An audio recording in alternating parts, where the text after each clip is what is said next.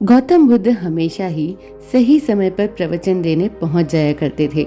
वे आज तक कभी देर से नहीं आए थे और ना ही उनकी वजह से आज तक किसी को इंतजार करना पड़ा था।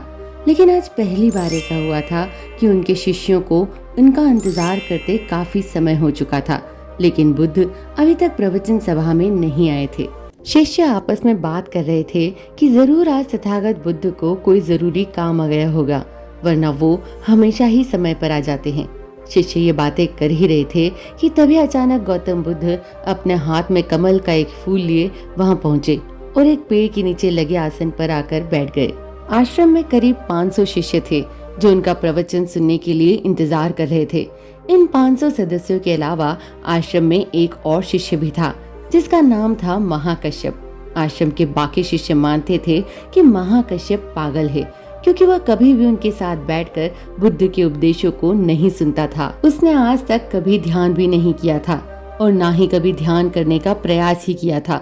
वह बस पूरे दिन चुपचाप किसी पागल की तरह आश्रम के एक पेड़ के नीचे बैठा रहता।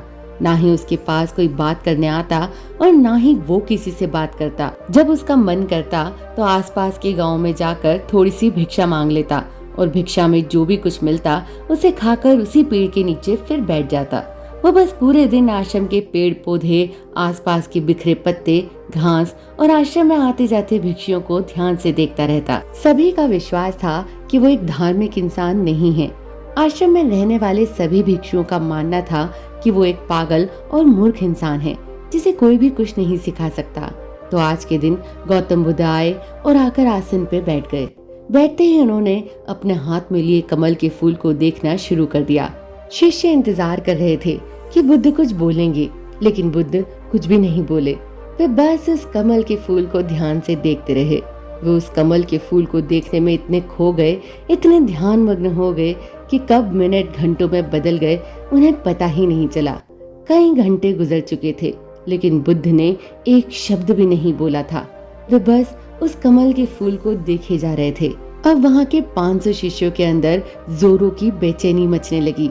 सभी इंतजार करते करते परेशान हो चुके थे। तभी अचानक वहां बैठे भिक्षुओं को पीछे से किसी के जोर के हंसने की आवाज आई। उन्होंने पीछे मुड़कर देखा तो उनके आश्चर्य का ठिकाना न रहा। महाकश्यप बुद्ध की तरफ देखकर जोर जोर से हंस रहा था। इतने सालों में लोगों ने आज उसे पहली बार हंसते हुए देखा था। इससे पहले वो कभी न हंसा था। वह भी इतनी अद्भुत हंसी लग रही थी मानो सारा ब्रह्मांड उसके साथ हंस रहा है। उसकी भयंकर हंसी पूरे आश्रम में गूंज रही थी और वो बस हंसे जा रहा था। भिक्षुओं ने बुद्ध की तरफ देखा। वे अभी भी उस कमल के फूल को ही देख रहे थे और उनकी आंखों से अश्रुओं की धारा बहे जा रही थी। थोड़ी देर बाद महाकश्यप ने हंसना बंद कर दिया। उसके बाद बुद्ध ने अपनी नजर कमल के फूल से हटाई और वहां बैठे भिक्षुओं की तरफ देखकर कहा, मैं जो कुछ भी तुम्हें शब्दों के माध्यम से दे सकता था, मैंने वो सब तुम्हें पहले ही दे दिया। लेकिन जो शब्दों के माध्यम से नहीं दिया जा सकता था वह मैंने महाकश्यप को दे दिया। और यहाँ से शुरुआत होती है जिन की। जिन एक संस्कृत का शब्द है जिसका मतलब होता है ध्यान। गौतम बुद्ध ने दुनिया को ध्यान सिखाया और फिर बोधिधर्मा इस ध्यान को चाइना ले गए, जहाँ इसे जिन कहा जाने लगा। फिर चाइना से होते हुए ये जिन परंपरा जापान, कोरिया और दक्षिण पूर्व एशिया के कई देशों में फैल गई। जिन आत्मज्ञान प्राप्त करने का एक बहुत ही अजीब लेकिन अद्भुत तरीका है, क्योंकि इसमें किसी भी तरह की कोई बाधा, कोई बंधन नहीं है। क्योंकि इस परंपरा का ना तो कोई निश्चित विज्ञान है, ना कोई शिक्षाएं, ना कोई भ्रांत और ना ही कोई निश्चित अभ्यास करने की विधि। बस आपको अपनी आंखें बंद करके बैठ जाना है और इंतजार करना है। फिर यह घटना आज नहीं तो कल आपके अंदर घटती जाएगी। जिन परंपरा में ध्यान करने का कोई निश्चित तरीका नहीं है।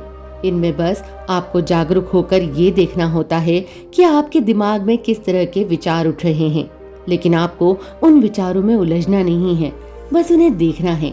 एक विचार उठेगा और फिर वह अपने आप गायब ही हो जाएगा। बस आपको उन्हें पूरी जागरूकता के साथ देखते रहना है। जब आप मन में उठने वाले किसी एक विचार का निरीक्षण पूरी जागरूकता के साथ करते हैं और फिर जब वो विचार आपके मन से गायब हो जाता है और आप दूसरे विचार के निरीक्षण के लिए तैयार होते हैं, तो आप पाएंगे कि दूसरा विचार उतनी तेजी और जल्दी से नहीं उठा। ऐसा इसलिए होता है क्योंकि जब आप अपने विचारों पर ध्यान देना शुरू कर देते हैं तो हमारे मन की भागदौड़ कम हो जाती है और मन शांत होने लगता है। और फिर एक ऐसी अवस्था भी आती है जब हमारा मन विचार मुक्त हो जाता है। मन में कोई विचार नहीं होते। दो विचारों के बीच यही विचारहीनता की सच्ची चेतना कहलाती है। शुरुआत में इस विचारहीनता का समय ज्यादा लंबा नहीं होता। ये ज्यादा से ज्यादा 8 से 10 सेकंड का ही होता है, क्योंकि हमारे दिमाग को सालों से ही लगातार सोचने की आदत पड़ चुकी है। लेकिन अगर हम लगातार प्रयास करते रहें तो धीरे धीरे विचारहीनता का ये समय भी लंबा होता चला जाएगा।